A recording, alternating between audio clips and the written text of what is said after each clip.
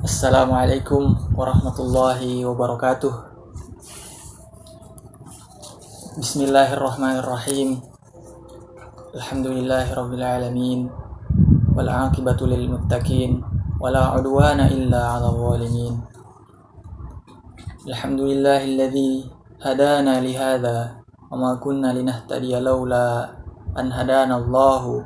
Laqad ja'at rusulu rabbana bil haqqi wa nudu an tilkumul jannatu urithumuha bima kuntum ta'malun. Asyhadu an la ilaha illallah wahdahu la syarikalah wa asyhadu anna Muhammadan abduhu wa rasuluh la nabiyya ba'dah. Allahumma shalli wa sallim wa barik ala sayyidina wa habibana wa syafi'ina wa maulana Muhammad sallallahu alaihi wasallam wa ala alihi wa ashabihi wa man tabi'ahum bi ihsanin ila yaumiddin. Usikum bi taqwallahi azza wa jalla kama qala ta'ala fi kitabil karim. Ya ayyuhan nasu taqu rabbakumul ladzi min nafsin wahidah wa khalaqa minhuma zawjaha wa batha minhuma rijalan katsiran wa nisaa. Wattaqullaha alladzi tasaaluna bihil arhama innallaha kana 'alaikum raqiba. Amma ba'd, ma'asyiral muslimin wa muslimat rahimani wa insyaallah rahimakumullah. Bapak guru dosen yang saya hormati dan teman-teman sekalian yang sama berbahagia insyaallah. Tiada untaian kata yang paling indah yang dapat saya sampaikan melainkan untaian kata alhamdulillah, kata puji kepada Zat yang Maha Kuasa, puji kehadirat ilahi Rabbi, serta syukur kepada Allah yang Maha Ghafur dan telah melimpahkan curahan nikmat dan karunia-Nya kepada kita. Laksana curahan hujan yang turun ke bumi teramat banyak dan tidak dapat kita menghitungnya. Wa in ta'uddu nikmatallahi la tuhsuha. Hadirin rahimakumullah. Dan juga kita tidak melupakan sholawat serta salam kepada junjungan kita, revolusioner Islam sedunia, pendobrak kebatilan, penghancur kemungkaran, yakni baginda alam Rasulullah sallallahu alaihi wasallam, Nabi Muhammad sallallahu alaihi wasallam.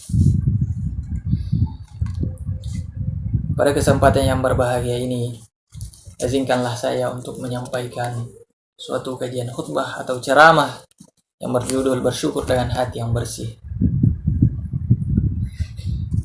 Adapun dalam hal mensyukuri nikmat Allah, paling tidak ada dua hal yang harus kita ketahui sebagai umat muslim. Yakni pertama ialah sikap kita ketika menghadapi nikmat, ketika mendapat nikmat dan karunia yang dikaruniakan oleh Allah.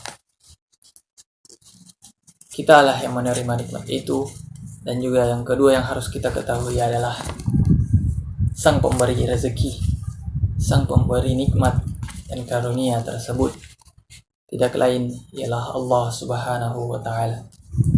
Yakni dalam artian ketika seseorang ditakdirkan untuk mendapat suatu nikmat ataupun rezeki serta karunia, maka tidak ada apapun yang bisa menghalaunya dan menghindarinya. Jika Allah berkehendak untuk menambahnya, maka tidak ada seorang pun yang dapat melarangnya, begitupun sebaliknya. Iradatullah fauqa iradah. Hadirin rahimahullah. Lalu yang kedua ialah orang yang menerima rezeki. Yakni kita sebagai manusia kadangkala lalai.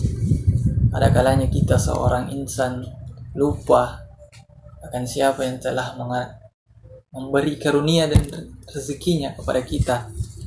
Maka sepatutnya kita sebagai manusia ketika mendapat nikmat senantiasa melafazkan kalimat alhamdulillah sebagai bentuk rasa syukur kita, dan juga menghindari dari sifat-sifat kufur nikmat yang naudzubillah. Allah berfirman dalam Quran surah Ibrahim ayat 7. A'udzubillahi minasyaitonirrajim. Bismillahirrahmanirrahim. Wa ittazanna rabbakum la in syakartum la azidannakum wa la in kafartum inna 'adzabi lasyadid. Dan ingatlah tak kala Tuhanmu memaklumkan, sesungguhnya jikalau kamu bersyukur pasti kami akan tambah nikmat itu. Pasti akan kami tambah nikmat kepadamu. Dan jika kamu mengingkari nikmatku, maka sungguh azabku sangatlah pedih. Hadirin ma'asyiral muslimin rahimani wa rahimakumullah. Dalam hal ini kebersyukuran kita kepada Allah Subhanahu wa taala atas nikmat yang telah Allah berikan kepada kita, tidak berpisah daripada hati yang bersih. Itulah inti daripada ceramah ini, yakni bersyukur dengan hati yang bersih. Seperti dalam hadis yang diriwayatkan oleh At-Tirmizi, an Abi Hurairah radhiyallahu anhu qala, Rasulullah sallallahu alaihi wasallam bersabda, "Innal 'abda idza akhta'a khati'atan nukitat fi qalbihi nuqtatun sauda fa idza naza'a wastaghfara wa taba suqila qalbuh wa in 'ada zida fiha hatta ta'lu qalbah ahwarranul ladzi dzakarallah." Yang artinya jika seorang hamba melakukan satu dosa, niscaya akan ditorehkan di hatinya satu noda hitam. Seandainya dia meninggalkan dosa itu ataupun beristighfar bertaubat, niscaya dosa itu akan dihapus. Tapi jika dia tidak bertaubat dan selalu melakukan dosa itu, maka ia akan semakin menghitam hingga seluruh hatinya menghitam. Itulah penutup yang difirmankan Allah Subhanahu wa taala dalam Quran surah Al-Mutaffifin ayat 4. A'udzubillahi minasyaitonirrajim. Kalla bal rana ala qulubihim ma kanu yaksibun. Sekali-kali tidak demikian. Sebenarnya apa yang telah mereka lakukan itu telah menutup hati mereka. Hal inilah yang mendasari dalam kajian psikologi Islam yang membahas tentang 3 aspek yang paling utama, yakni pertama jasad, lalu kedua ruh, lalu ketiga nafs. Di dalam nafs inilah yang mencakup segala aspek kejiwaan daripada kita seorang manusia. Di antaranya ialah akal, qalbun, yang mendasari jiwa tersebut. Maka dalam aspek tersebut terdapat qalbun yang memiliki beberapa tingkatan. Dalam hal ini ada 3, yakni qalbun salim, ialah hati yang bersih dari segala kejelekan. Jikalau melakukan kemaksiatan maka ia segera bertaubat. Lalu kedua ialah qalbun marid, yakni hati yang sakit, yang senantiasa melakukan kemaksiatan namun senantiasa pula bertaubat dan beristighfar. Lalu yang terakhir ialah qalbun mayyit, yakni qalbun yang mati, hati yang sudah menghitam seperti dijelaskan dalam hadis di atas tadi, dan juga ayat tentang tertutupnya hati orang-orang yang telah melampaui batas. Di dalam qalbun salim, Allah berfirman dalam Quran surah Al-Fajr ayat 27. A'udzubillahi minasyaitonirrajim. Ya ayyuhan nafsum mutmainnah, wahai jiwa-jiwa yang tenang. Qalbun salim erat hubungannya dengan nafs mutmainnah, jiwa yang tenang, hati yang bersih. Inilah yang mendasari doa kita yang senantiasa membaca, Allahumma inni as'aluka husnal khatimah mati dalam keadaan husnul khatimah. Wala tamutunna illa wa antum muslimun. Janganlah engkau sekalian mati kecuali dalam keadaan beriman. Ya ayuhan nafsul mutmainnah irji'i ila rabbiki radiyatan maradiyah.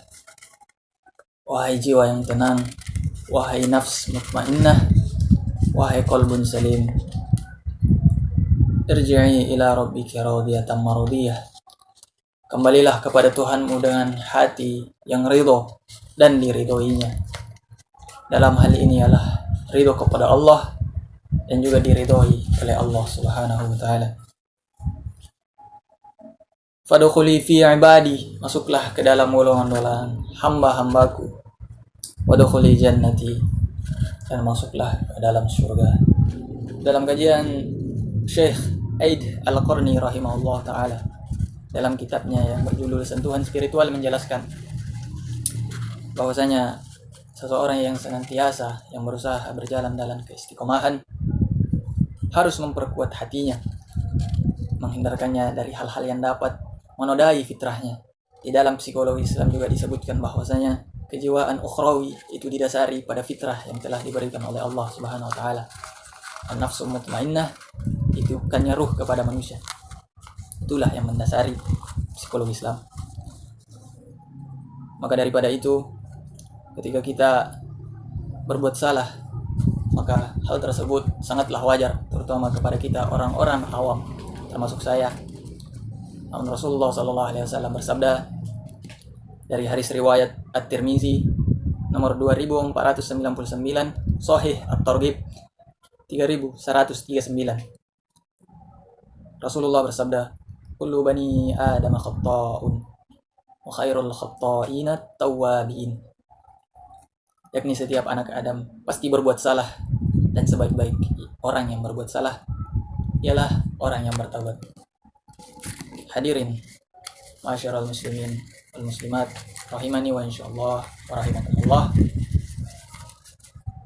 Dari beberapa uraian di atas dapatlah saya tarik kesimpulan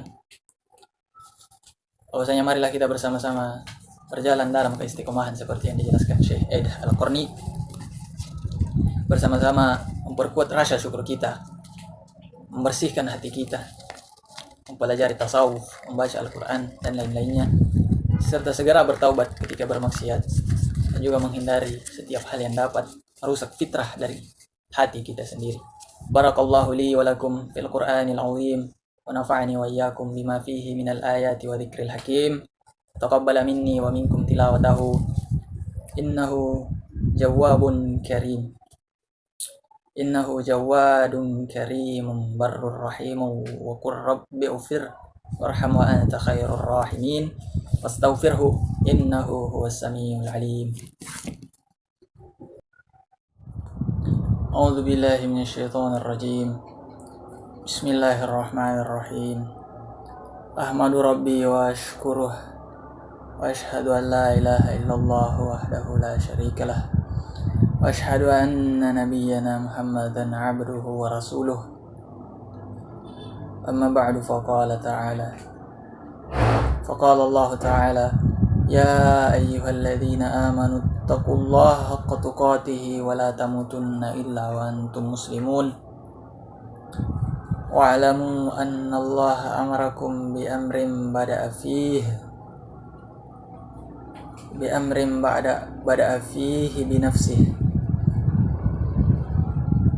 wa thanna bi malaikatihi faqala ta'ala wa lam yazak qailan 'alima inna Allah wa malaikatahu yusalluna 'alan nabi ya ayyuhalladzina amanu sallu 'alaihi wa sallimu taslima. Allahumma salli 'ala Muhammad wa 'ala ali Muhammad kama sallaita 'ala sayyidina Ibrahim wa 'ala ali Ibrahim innaka Hamidum Majid. Wa barik 'ala sayyidina Muhammad wa 'ala ali Muhammad kama barakta 'ala sayyidina Ibrahim wa 'ala ali Ibrahim innaka Hamidum Majid. Allahumma ighfir lil muslimina wal muslimat wal mu'minina wal mu'minat al ahya'i minhum wal amwat إنك سميع قريب مجيب الدعوة. اللهم إنا نعوذ بك من البرص والجنون والجذام وسيء الأسقام. اللهم إنا نعوذ بك من زوال نعمتك وتحول عافيتك وفجاءة نقمتك وجميع سخطك. ربنا هب لنا من أزواجنا وذريتنا قرة أعين واجعلنا للمتقين إماما.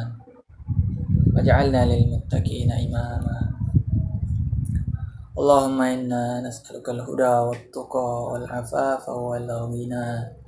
ربنا آتنا في الدنيا حسنة وفي الآخرة حسنة وقنا عذاب النار. سبحان ربك رب العزة عما يصفون.